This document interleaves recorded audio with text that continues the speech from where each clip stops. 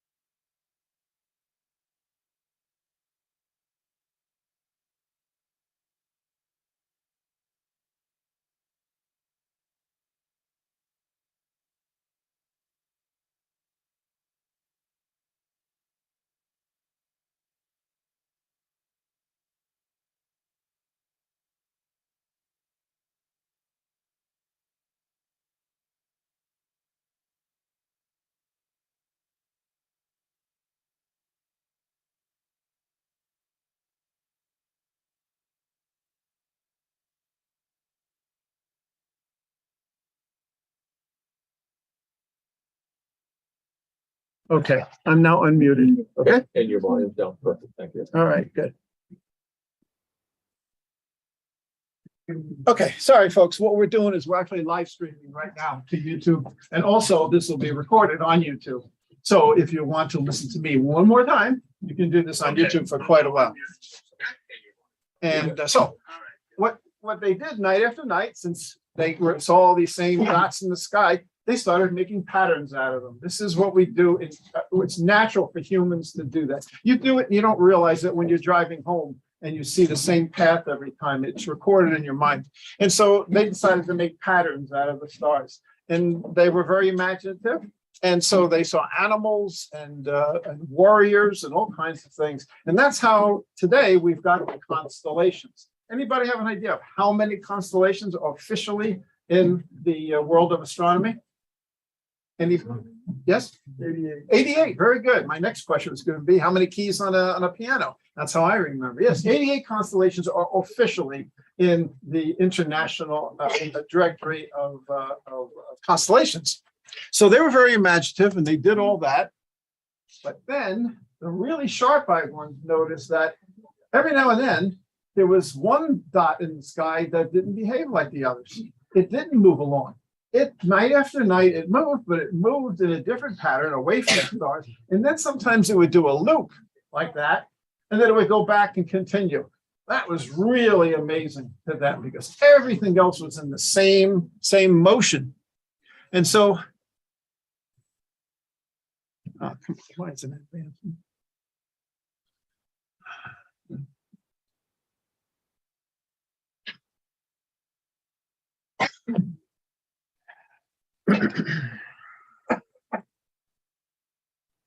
And so these points of light that they noticed, they called them wanderers, simply because that's exactly what they were doing. And so these turned out to be planets, because that's what planets do. They don't fall in line with all the other dots that are in the sky. They have their own pattern. And so these were the ones that they noticed and they named them. Right, so these were the first 5 wanderers: Mercury, Venus, Jupiter, and Saturn. And so these were known from ancient times because they were so bright and they could see them. What else was wandering and what else was moving in the sky? Yes. The other 2 planets that Uranus and Neptune.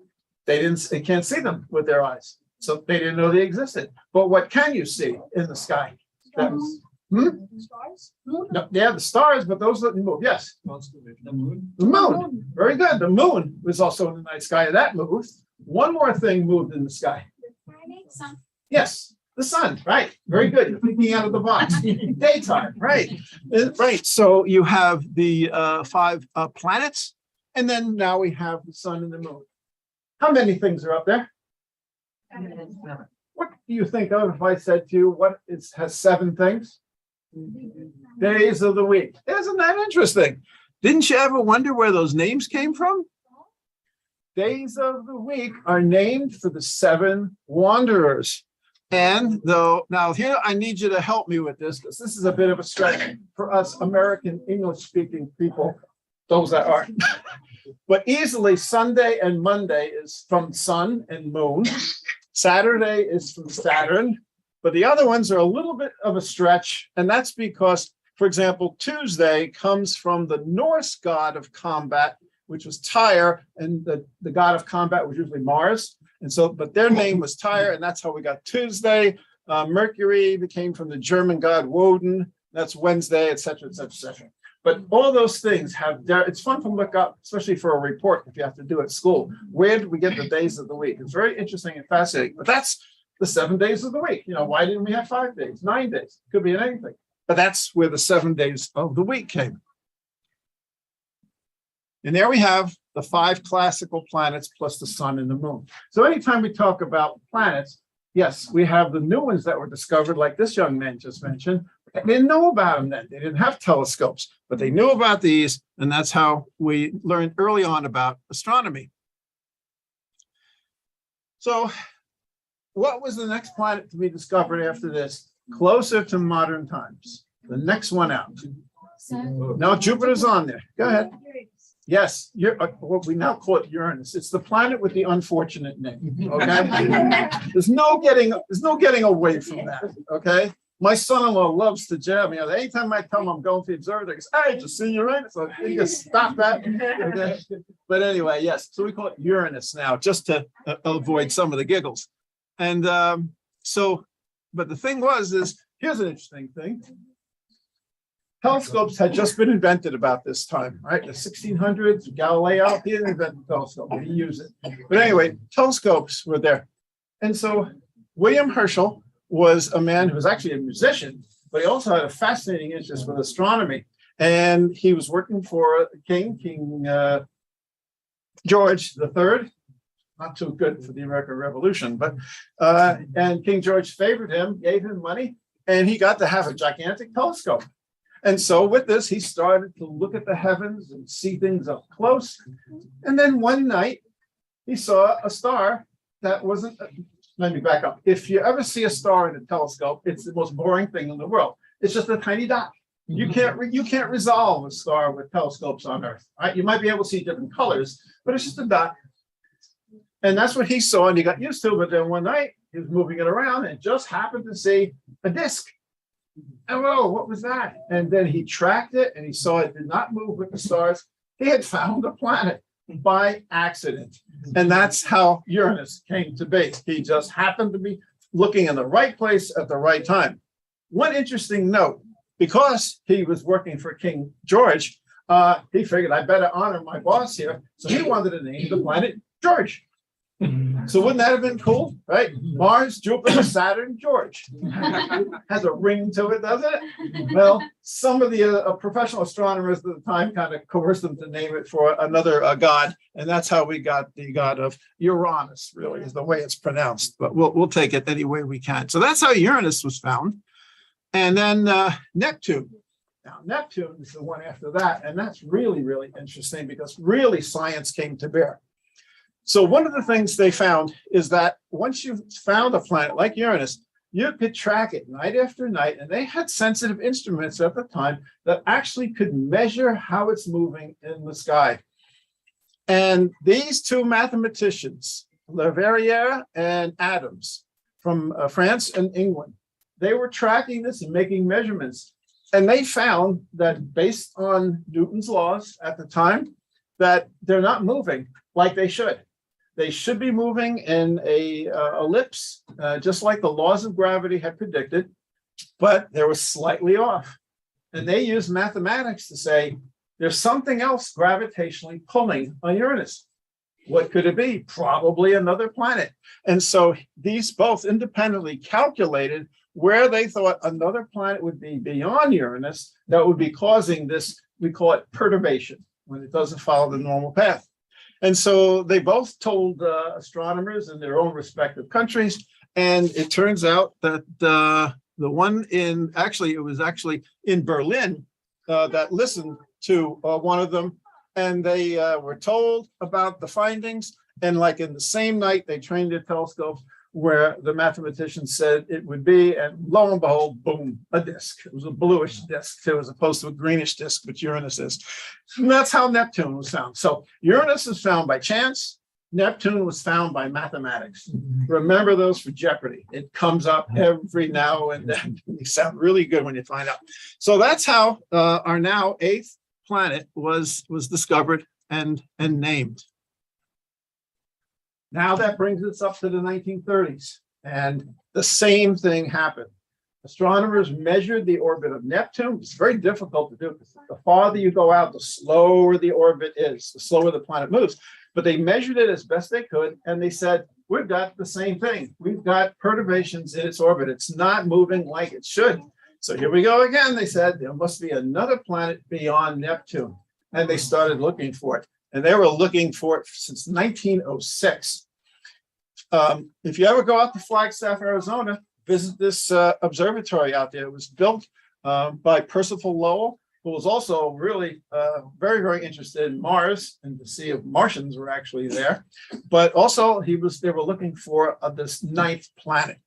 And it wasn't until 1930 that this man on the lower right his name is Clyde Tombaugh. He was working for the Lowell Observatory. And after a year of looking, imagine this, a whole year of looking, he found what looked like the 9th planet. And the way they did it then, because it's so small, is they would take photographs of a section of sky. And then they would wait about a week or so and take the exact same section of sky, another photograph, the exact same section of the sky. And they would put them side by side. I'm going to bring back the other picture.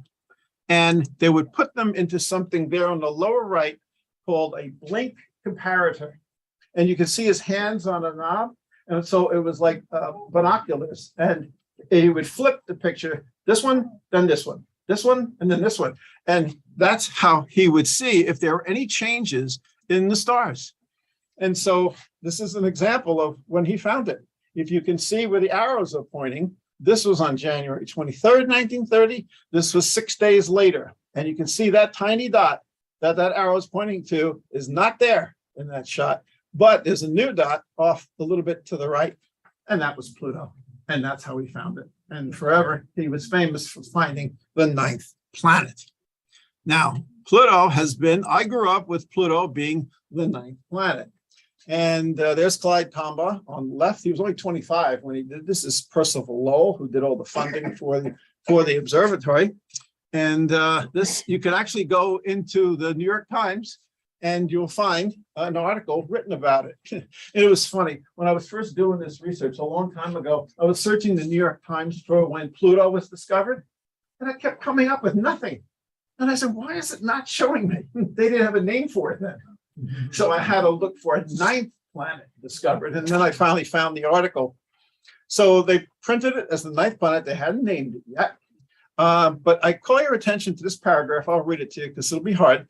But it said the presence of this was mathematically predicted years ago by Percival Lowell and the observatory here that bears his name. Where was it? I'm sorry. Oh, here it is down here. This is what I wanted to point to. The sphere, possibly larger than Jupiter and 4 billion miles away, meets the predictions. So when they first found Pluto, they thought it was bigger than Jupiter. And what's significant about Jupiter? It's our what? It's the biggest planet in our solar system. So they thought this puppy was even bigger than Jupiter. So that's a planet, right? And so it wasn't, though, until years later, when telescopes got better, that they found that wasn't the same. Just a little side note again about how Pluto got its name. Now you notice most of the planets are named for gods, usually Greek or Roman. Well, they were searching for a name, and it's kind of an interesting tale. One of the astronomers in England mentioned to the head librarian, Falconer Madden of the Bodleian Library in Oxford, that this planet had been found. They were looking for a name. His granddaughter, Venetia Burney, was a studier of mythology. And she proposed Pluto because it was the god of the underworld. And that's how far away it was. It was cold. It might be good. The people at Lowell Observatory loved it. Do you know why? Pluto, first 2 letters. Percival Lowell, right? They said, great name. So that's how we got the name Pluto. Who came first, the planet or the dog? I don't know. I don't know. But that's how Pluto got its name. And now it wasn't though until modern times, until recent times, that astronomers found that Pluto is not actually a planet that sits out there by itself in its own orbit. What you see here on the left, and in the center there rather, are the first 8 planets showing their orbits. But there's Pluto's planet. It's a long elliptical orbit. It's actually at quite a different angle than the rest of the planets. And we now know that there's a region beyond Neptune called the Kuiper Belt.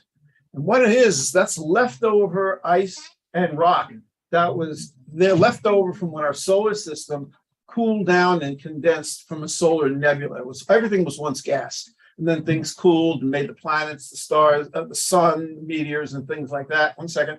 And then whatever was left over kind of was flung out about there past Neptune. Well, it turns out Pluto is really smack dab in the middle of it. It comes closer at times, but so then they realized, you know what? This probably isn't just a planet by itself. It's probably something they then started calling a Kuiper Belt object. Yes, son.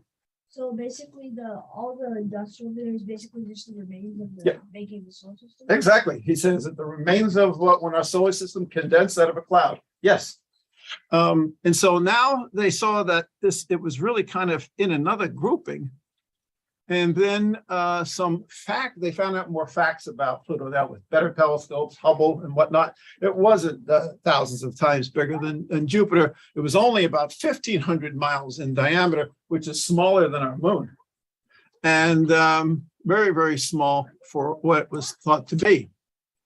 This was the best pictures that Hubble could get of Pluto. And it's just these highly pixelated images, but it did show that there were surface features, some bright, some dark. So it looked like it was an interesting planetoid. Also, with better telescopes, they were able to shade out, Pluto has a very large moon. It's almost as big as Pluto. It's called Charon. And so what you see here is Pluto and Charon, and they're very bright when you look at them as a certain kind of powerful telescope. So they shielded that out, and then they found there were 4 other tiny moons also going around Pluto. So Pluto, for its small size, has 5 moons. Pretty cool, all right? And these fancy names, Hydra, Styx, Nix, and Kerberos, if you study Greek mythology and Roman mythology, you'll see all these names around the underworld. So Pluto got busy, but then this astronomer, Mike Brown, in 2005, was studying specifically the Kuiper Belt. And he said, guess what? I just found an object in the Kuiper Belt that's bigger than Pluto. Whoa! So what do you think if you're an astronomer that found something bigger than Pluto? I just found me another planet, right? I'm going to be famous, right? I'm going to be known. Well, the thing is, that's how he found it. Only it's with computers now, but it's the same blink comparison idea, right? So he called it Eris. And then the International Astronomical Union had a bit of a quandary, because not only did he find Eris, which is depicted there, these are not real pictures, but these are representations. You got Pluto, Eris, and you got all these other things, which are named for various different names. But there's a whole bunch of these things out there that are pretty big, not as big as Pluto, but they were there. And so now what do? Do we have you all memorize 10 planets, 15 planets, 24, 123? Getting pretty complicated. So they came up with rules to further define planets. And it turned out that Pluto now fell out of that ruling.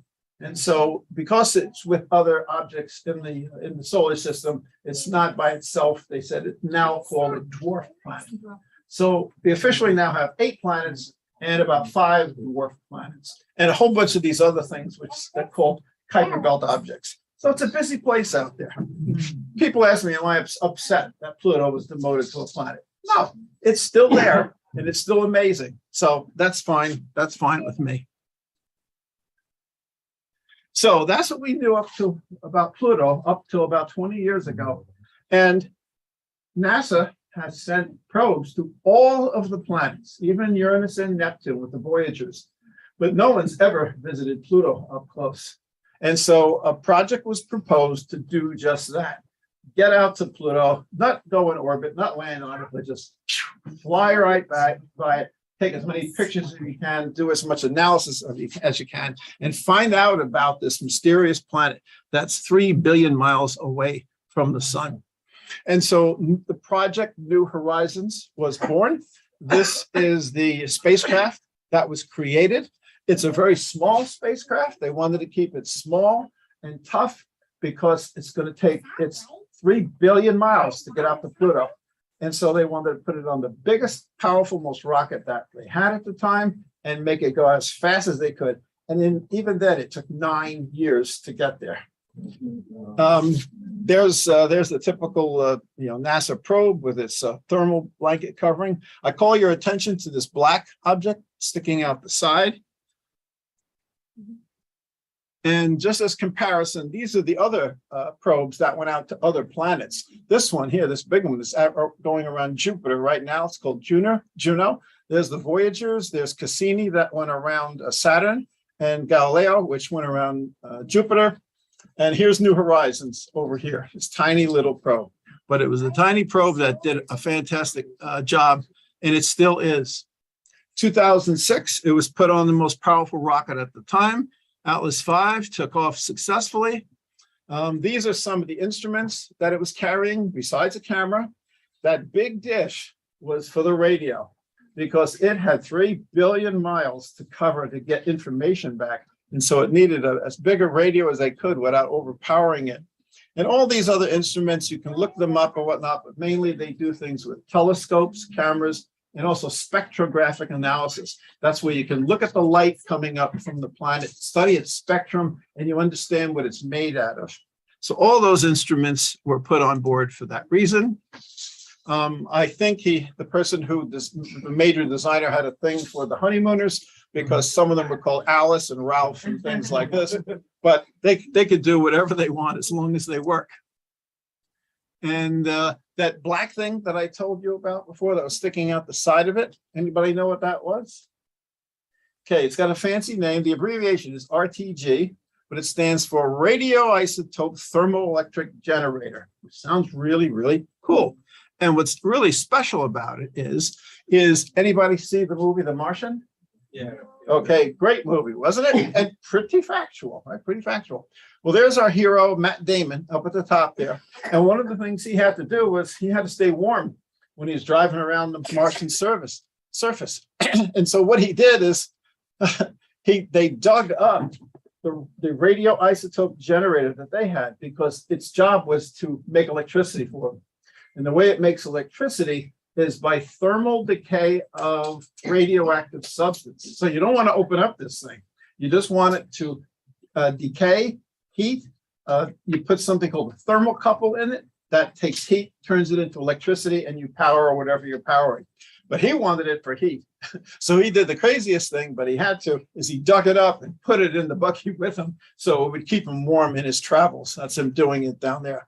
But there it is down there going on the New Horizons. They're used in many probes. Several of the probes that are on the surface of Mars right now also have that. So there's just an inside look at it. I'm not going to bore you with the details, but inside there is only several ounces of this radioactive material.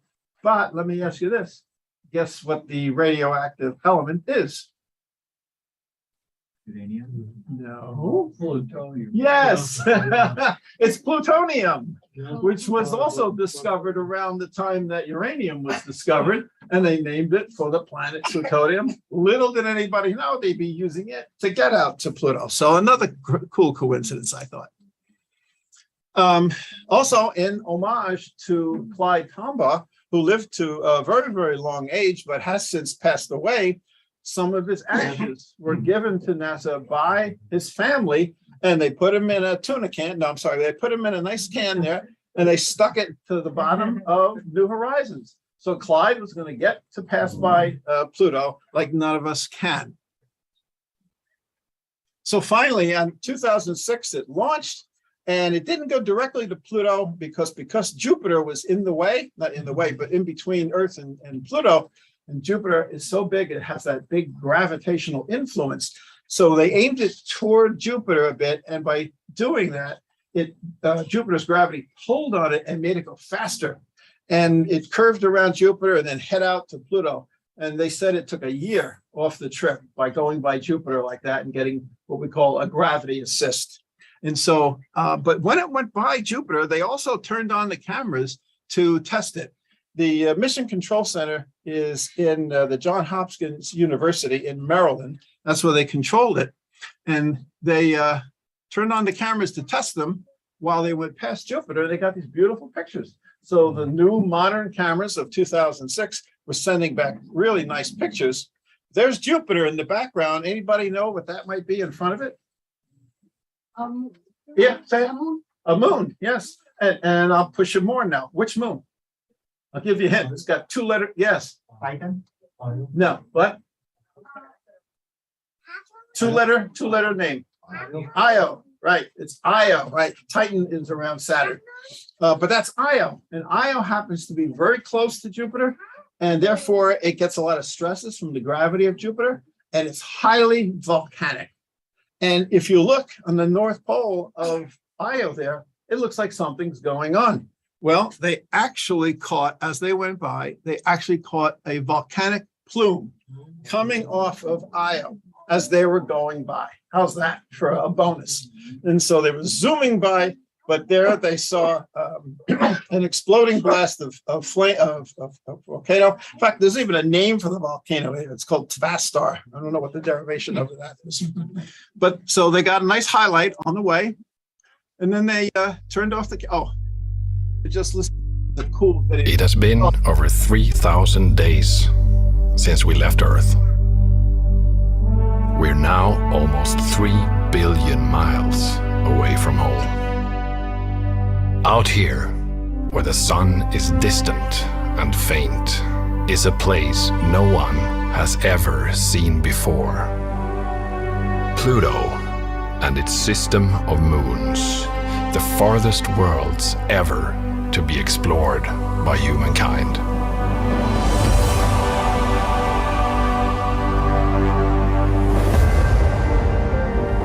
Half a century ago, we began the exploration of all the planets, making ever more distant journeys.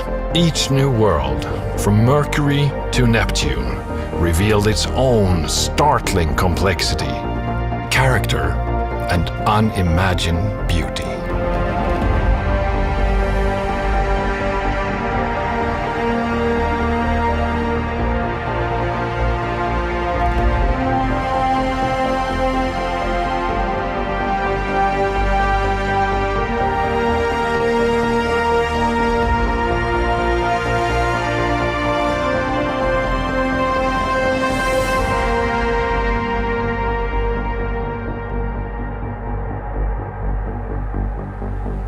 As we now approach the Pluto system, reaching farther again, this year we are about to complete the historic first era of planetary exploration.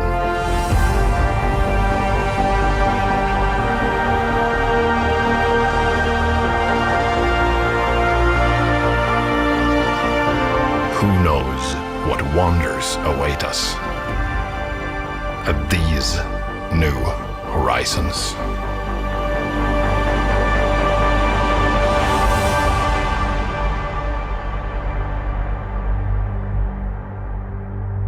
And that's when New Horizons passed 7 years ago. It's amazing.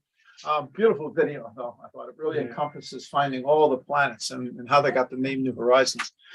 And so can you imagine these people in the mission control there? They've been working on this for 10 years, if not more. And finally, it comes to the time when it's going to have the close approach. Will everything work? Will the mission be successful? And so this was close approach was the 15th. This is July 11th, and they were starting to see details like this. July 13th, a little bit more detail. And then finally, at close approach, this is what they saw. I'll be showing you a lot more pictures in a moment. But one thing I got to tell you, most of the scientists at the time, even when they were thinking about going out to Pluto, they were saying it's just going to be an ice ball. It's so cold out there, so far away. It's not going to be any features on it. It's just going to be covered in ice. It's going to be that way for hundreds of years and thousands of years. Because some of the moons of the outer planets look like that. They look like big ice balls. And so when they started seeing detail like this, all the planetary scientists that do this for their livelihood, got really, really excited because where you see changes means there's something making the change. And so this was up one of the first close-up pictures that they had of it. And one of the first things that everybody saw was they saw this formation at the bottom there, you know, and they also were thinking about the Pluto they grew up with. And they said, gee, this is kind of interesting. And they said, could it be, who came first, right? And so the thing is, but there's what it actually looks like when they came up close. Now, I got to tell you, you know, it's amazing what cameras and photography have done in the past 20 years. And they really took advantage of this. They had the best cameras, the best telescopes on this probe. And now this thing is passing Pluto at 40,000 miles an hour. And so it has to track Pluto, it has to move the cameras, not make it blurry, and still keep going. The thing is, this is all out of touch with Earth because it's over 4 hours to get the radio signals back from there. So they don't know what's happening right now. It's all automatic. So this is a beautiful, flat, icy plain that's in that section that I just showed you. Now, I'm just going to show you some pictures of what Pluto is. And again, imagine yourself as the planetary science geologist looking at these pictures coming back and seeing things like this. I mean, this looks like something right here on Earth. It's an icy plain, but it looks like, you know, roads have been carved into it here. And these mountains on Pluto, but they're not mountains of Earth or regolith ice. They're all water ice. You get water ice down to these hundreds of degrees below zero, and they are hard as can be, and they can have 11,000 feet of in height. Methane and nitrogen, which is also in the atmosphere there, but it freezes out, and that's like the snow that's on the ground. This is also something fascinating that they saw, because look at what they saw, craters. Now, everything in the solar system has craters. They just get covered over if you have a place with erosion, but things like the moon and Mercury doesn't, and so those craters stay. So they often see craters like this, but how come this side has craters and that side doesn't? So something must be geologically happening to Pluto, and as the years go by, where this starts to freeze over again and this stays okay. And so again, lots of geologic formations, changes going on. Look at this. These are ice mountains right on the edge of that plain I showed you. Look how beautiful it is. It almost looks like the Alps when you fly over Switzerland. And this, look at all the dots and things that are going on here. And then some color starts to appear here. Now, these are enhanced images, and I don't know what this is, but there's something called the tholin, Tholins. Tholins are complex molecules found across Pluto, and those give off those colors. I should look up sometime what the tholin is, besides something on Star Trek. Again, look at that. The mountains, the icy plains, and even more rugged territory. So they were just fascinated, so happy that all these different formations were on Pluto. Again, craters there on one side, ice plateaus and mountains on the other. So they got an idea of what's going on inside of Pluto, and they turn out it probably has a rocky core, but it's just loaded with ice through and through over the years of its evolution.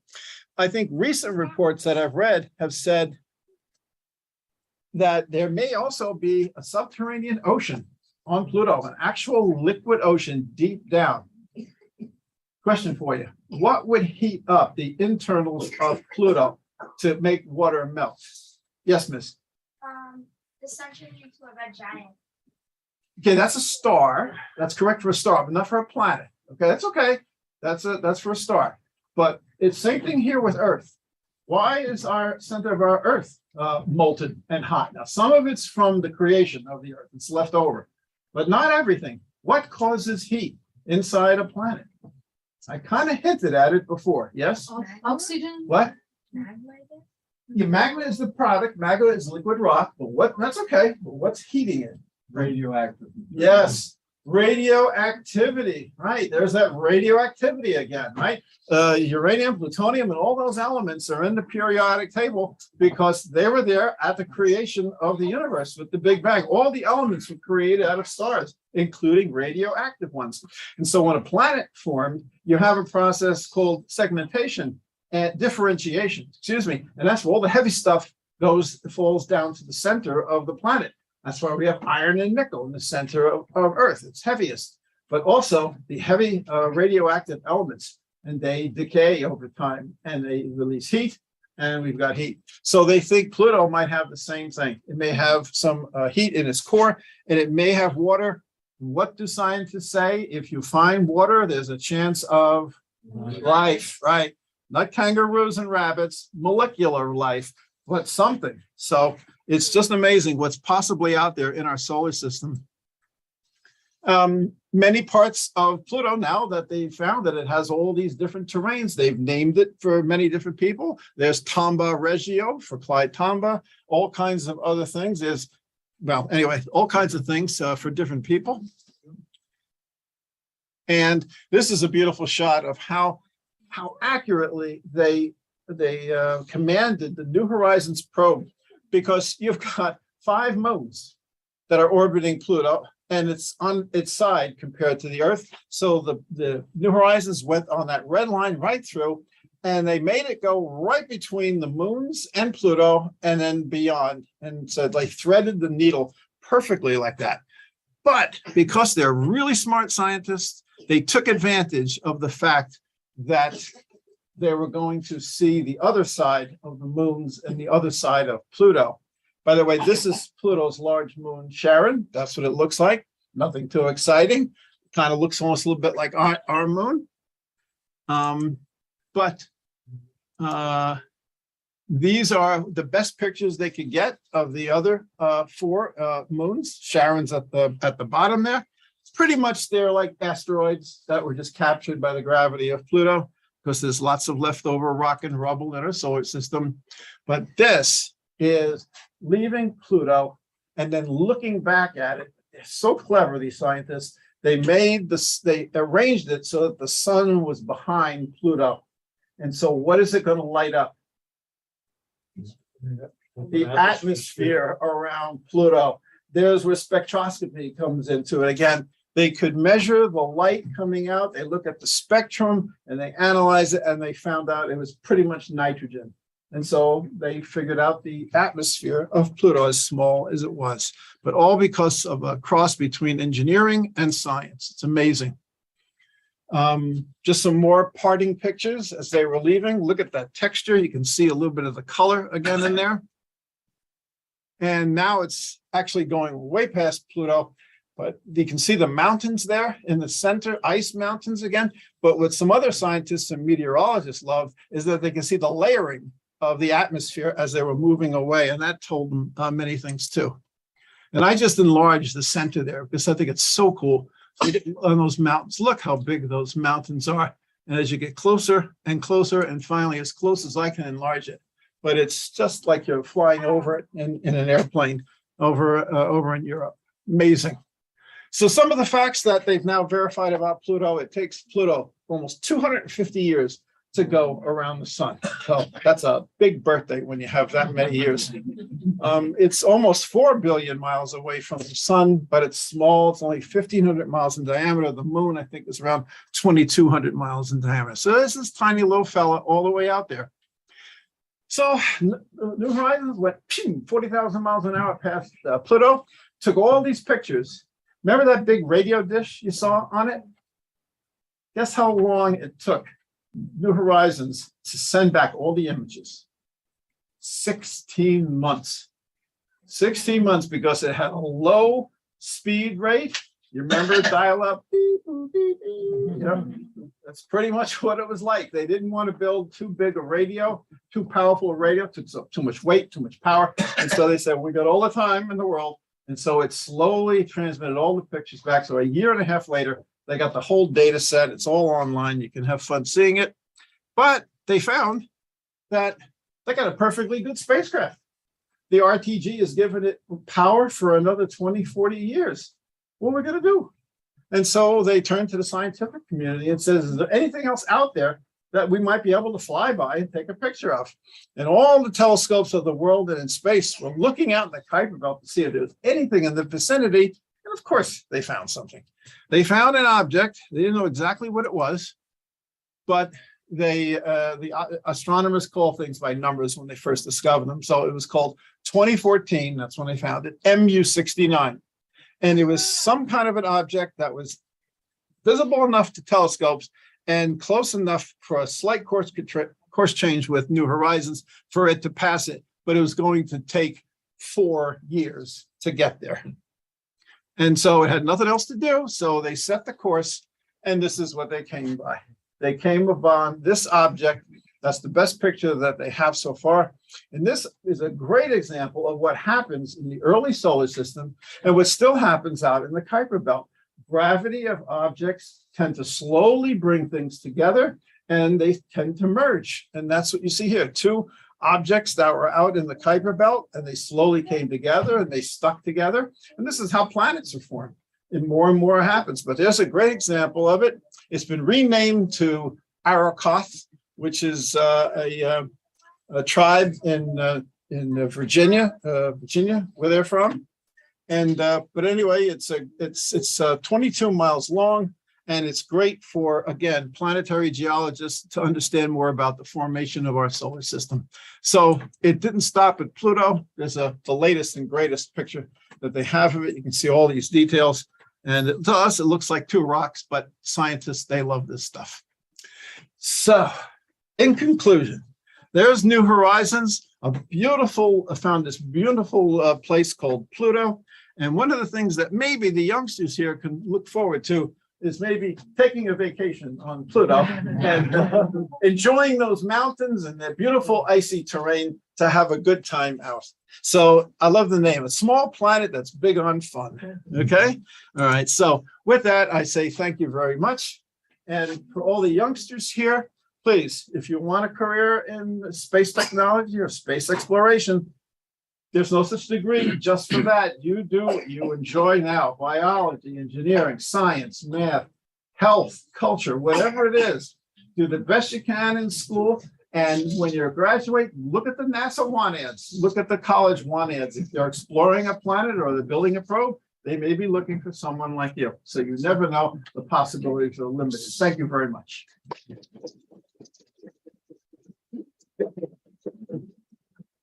You can put up the lights, and I'll take as many questions as I can, and then someone will talk to you about what's up for the observatory tonight. Yes, way in the back. That orbits around Neptune, which is why it took a really long time. No, it doesn't orbit around Neptune, but the fact I think you're thinking of is that every now at a certain point in its orbit, the orbit of Pluto actually comes within the orbit of Neptune. And so it's closer than Neptune. That happened already in the 70s. It's not going to happen again for a long time. By the way, right behind you, you turn around, is a model we had made of New Horizons. So take a look at that on your way out. That was one of our members, is a modeler, and he made that model. We actually had somebody here from the New Horizons project, and they looked at that and they were just amazed at how nice it is. So that's a good model. Yes, sir. What is New Horizons currently exploring? Well, is it currently exploring? Nothing. It's still healthy, and it's just like in standby mode. And they're waiting to see if someone discovers something that it can go explore. So not much right now. Okay. Anybody else? New Horizons has actually found four or five different Kuiper Belt objects, and that'll keep going until it goes past the Kuiper Belt into the Oort climate. And there's a change then there. They think a lot of the stuff in the Kuiper Belt is ice with dirt, and in the Oort cloud they think it's mostly ice. But that's many years. You and I won't be around to hear about that when it gets out of the Kuiper Belt. By the way, thanks for bringing it up. By the way, the Kuiper Belt is where a lot of comets come from. We see comets visit us every now and then. That's where they come from. They're icy objects that are out there. And every now and then the inner solar system bodies perturb their orbits and they pull them in, they go around the sun, and we see them as beautiful comets. Okay. Our president, Mr. Oh, yes. I was just gonna ask, what's the difference between a comet and an asteroid? Okay, an asteroid is just a big rock in space, but a comet is also kind of like it's like a dirty snowball. It's rock and ice, lots of ice. And as it comes in toward the sun, that's why you see a tail, because all that ice starts coming off it along with a few dust and a few other things. So it's a dirty snowball as opposed to just a big boulder. Okay? Yes, son. When is Halley's Comet supposed to be visiting Earth again? Came in what, 86? And then it's what, 76 years. So if somebody add 86 to 76, huh? 61. 2061. Okay, so you'll still be young.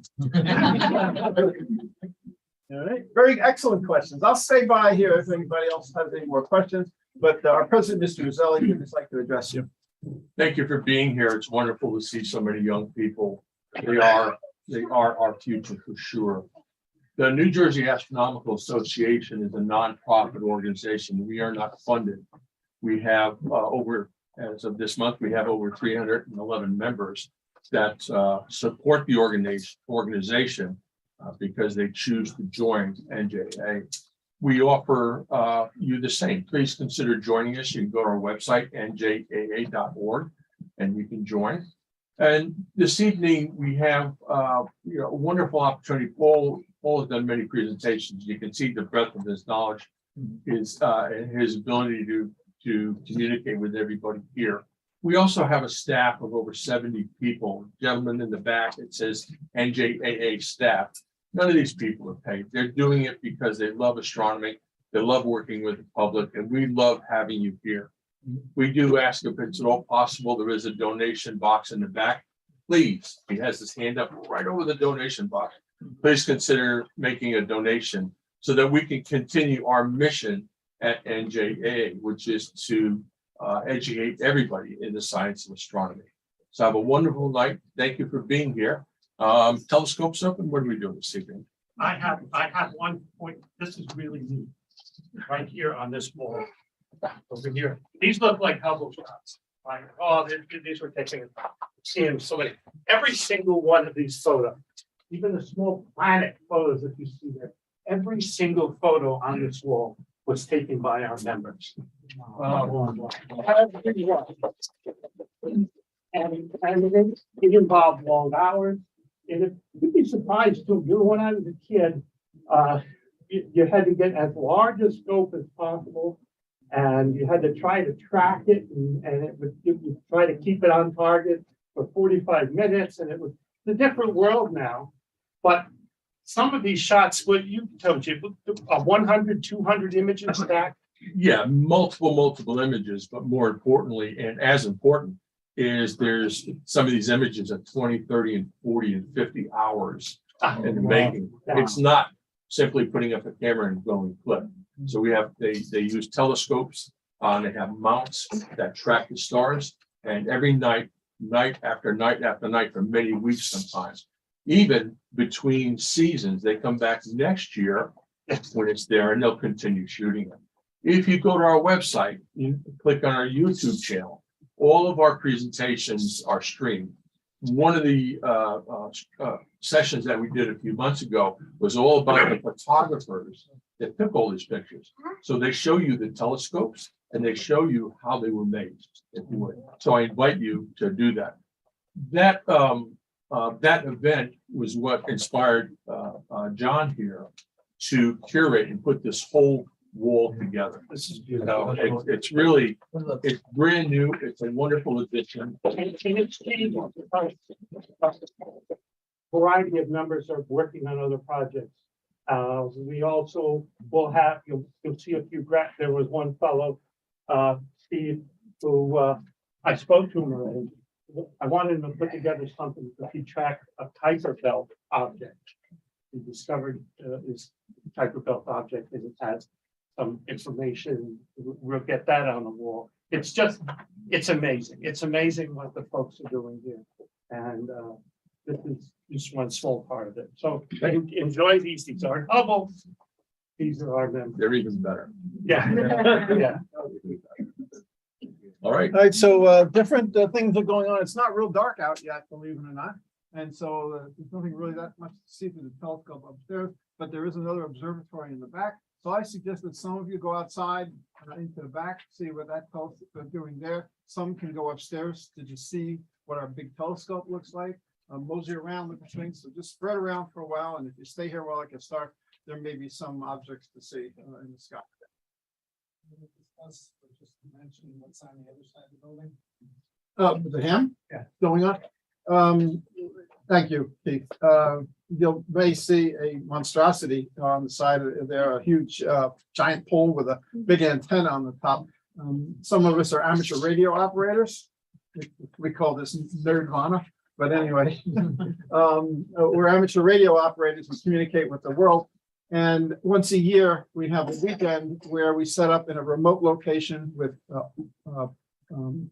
artificial power to simulate emergency conditions. And we try to communicate with everybody. So that's what's going on out there in the tents. We have some ham radios out there. We're communicating with other people and recording that. So it's called Field Day, Amateur Radio Field Day. And that's what's going on here as well as all across the country. So thank you, Keith, for reminding me. If you want to stop by and see what's going on there, feel free to do that as well. Okay. All right. All right, thank you, everybody. Thank you very